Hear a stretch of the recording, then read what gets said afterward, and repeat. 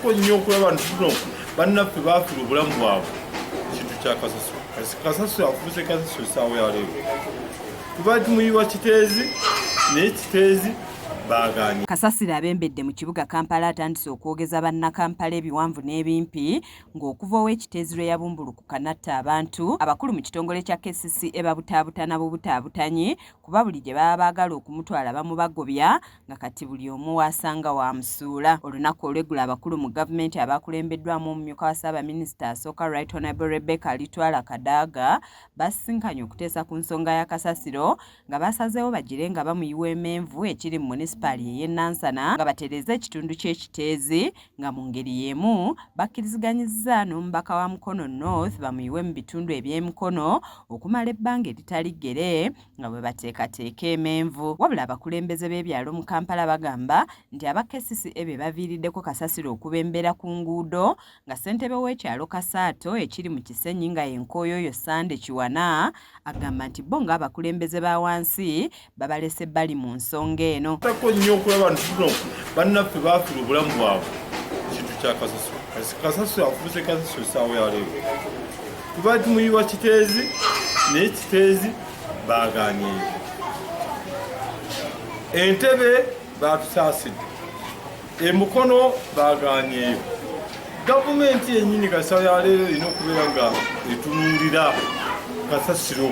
Ono agamba nti olw'obutakwatagana mu bakulembeze kiviiriddeko kasasiro okwetuuma era nga y'ensonga lwaki buli gye bamutwala bamubagobya ng'asabye abakulu mu KCCA wamu n'abalala abakwatibwako bakwatagane baveeyo n'ekifo ekituufu kasasiro gy'anaayiibwa. Teri muntu asuula kasasiro wali eri ng'e Rwanda.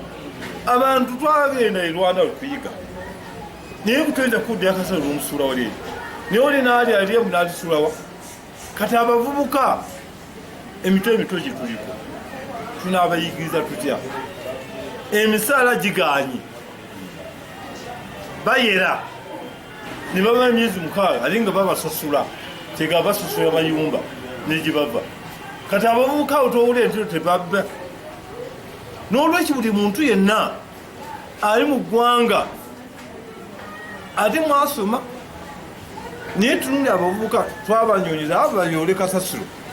Oli n'olwekyo buli muntu yenna yetuulemu nti nno ddala ensi nkikozeemu ki.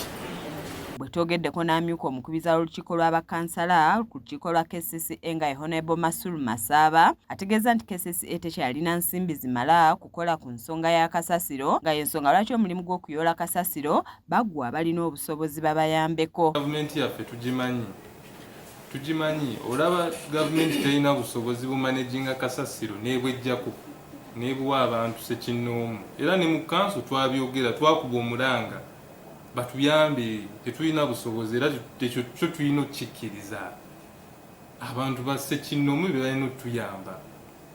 Olaba bulldoza Nabbanja yali yeewaana bulldoza 10 niweewaana n'okwewaana tuzze tulina bulldoza 10. Mu bufu bwe bumu ab'ekitongole ekya Uganda Reinsurance badduukiridde abantu abaakosebwa enjega ya kasasiro ekiteezi nga babawadde engoye ebyokulya wamu n'ebirala nga bino byanjuddwa Ronald Musoke okuva mu kitongole kino ng'ategeezezza kibadde kibakakatako okudduukirira abantu b'ekiteezi. Beerawo insurance company ezaagala okuinsuranga katugambe nga KCCA naye nga omuwendo munene nnyo kw'eyo kampani ffe tujja ne tukwatagana nabo ne tubawa obuyambo obwo okuba nti basobola okukola ki basobola okuyinsuringa ebitongole ebirina value ennene esinga kapasiti yaabwe.